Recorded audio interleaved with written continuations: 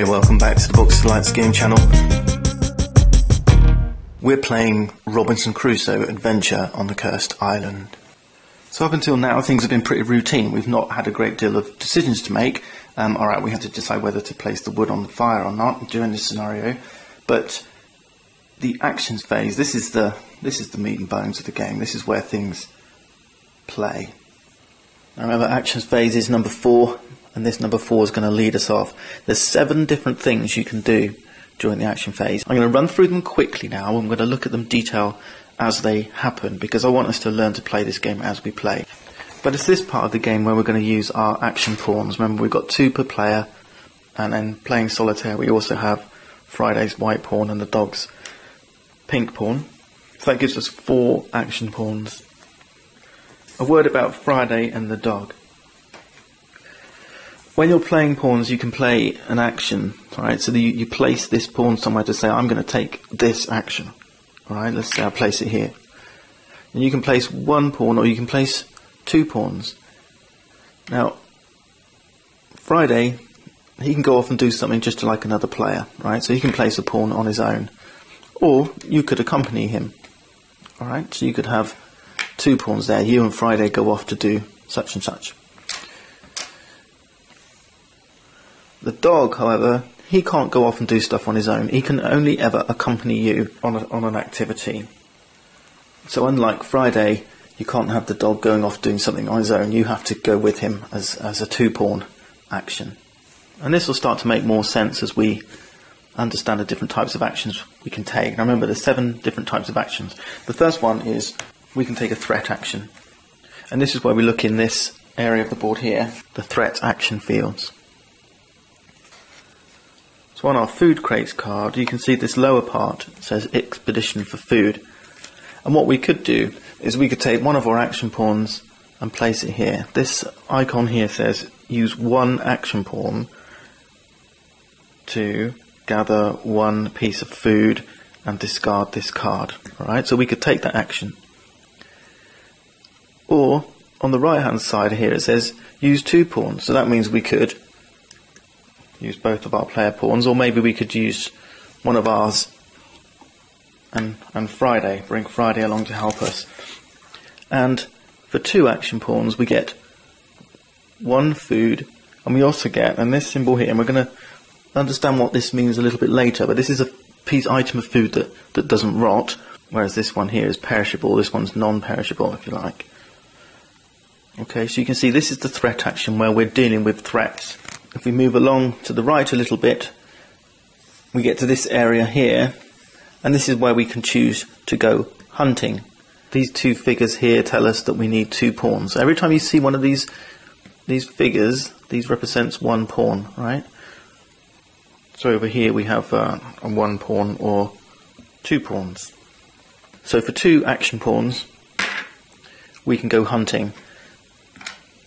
But we can really only go hunting if there's some beasts here in this deck to go hunting for. There aren't any at the beginning of the game. Move to the right again and we get actions 3, 4 and 5. And these are in the action fields area of the board. And these ones are most interesting because now we have a choice. We have this slash which represents a choice that says you can use either 1 pawn or 2 pawns. Alright, so we could choose 1 action pawn or 2 action pawns. Alright, if we use 2 action pawns, we're kind of guaranteed a success. And this is the build action here, so this is action number 3, is the build action. Alright, so if we use 2 pawns here, then we automatically succeed at building.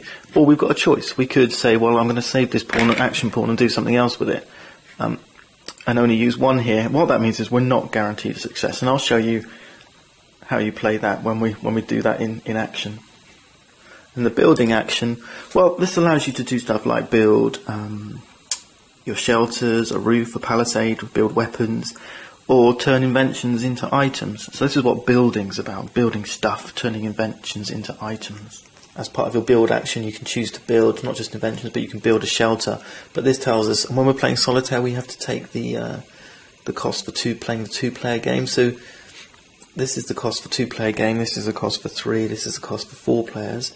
And the cost here of building a shelter is 2 wood and 1 fur. Move along to the right and then we find the 4th action type. This is gathering resources. And with this, again, it's either 1 or 2, but basically what we're doing there is, remember when in the production phase we gathered resources from the tile with our camp on it? This is the same kind of thing, but we're going off to adjacent hexes on the island and we're gathering resources from those tiles instead. And the next type of action is exploration, and again you can do this in 1 or 2, and remember you can always bring Friday or the dog with you. And exploring is when we explore areas of the island that we've not explored yet. Okay. And then if we look right further still, we find there's 2 more action types available to us.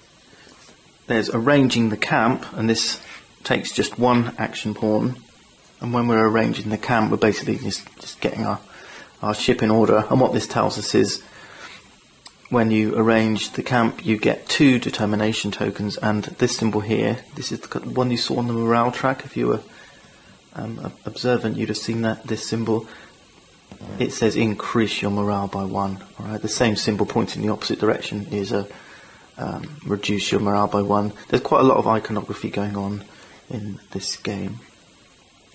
And this final action here, action type number 7, is resting, and this can be taken with just 1 pawn. And when we're resting, this reminds us we heal 1 wound. Okay, so that's the 7 different actions we can take.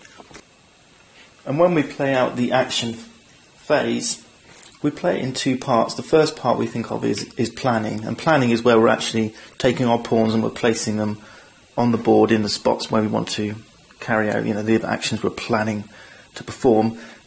And the second part of the action phase is where you actually resolve those actions.